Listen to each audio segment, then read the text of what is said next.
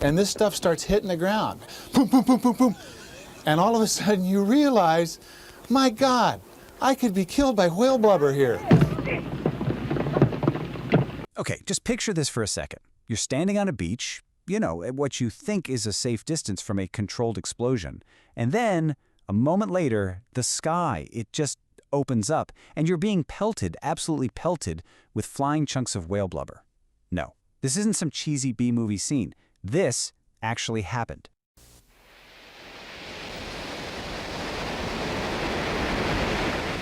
It happened here on a gray, storm-swept beach near Florence, Oregon, a place where the tides and shifting sands hide many secrets, but not all of them.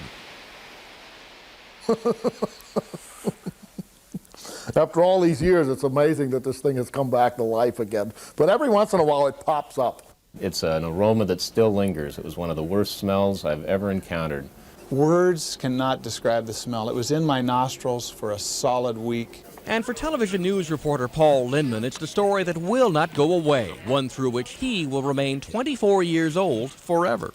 It had to be said, the Oregon State Highway Division not only had a whale of a problem on its hands, it had a stinking whale of a problem.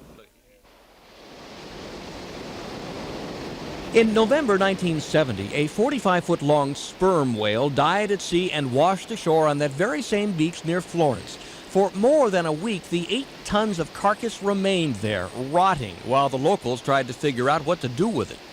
So, faced with this monumental, incredibly smelly challenge, the local highway division, they were in charge, believe it or not, needed a solution, fast.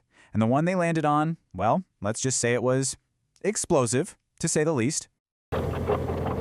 It seemed to be the best idea at the time, at least to Highway Department engineer George Thornton. As he told Lindman on that fateful day, dynamite had solved plenty of problems in the past, and he had a strategy. Well, I'm confident that it'll work. The only thing is we're not sure just exactly how much explosives it'll take to disintegrate this thing so the scavengers, seagulls and crabs and whatnot can clean it up. Thornton settled on 20 cases just to be on the safe side. His crews dug holes, placing the dynamite to blow the whale bits out to sea.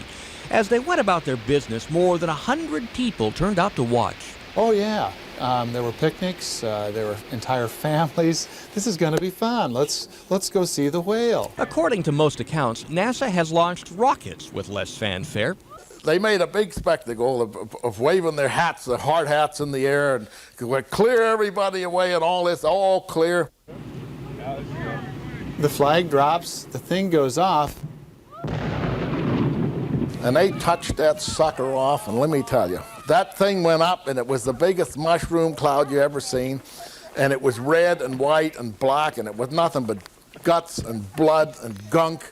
Carried by a wind, the cloud moved inland. So everybody all of a sudden start realizing that, oh my God, here it comes in this mist.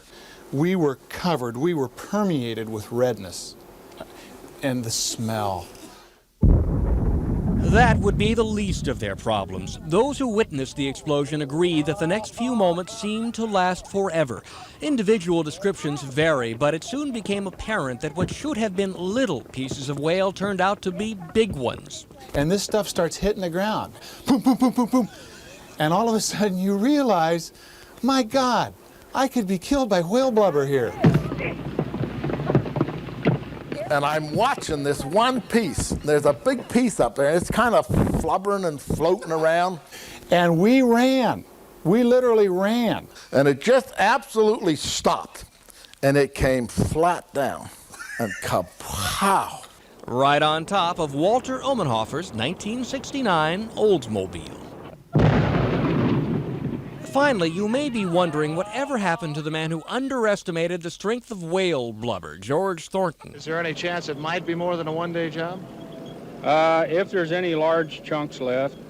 Well, he declined to be interviewed for this story, but in his official written report back in 1970, he declared the operation a success, more or less, which helps to explain what happened to his career 6 months later.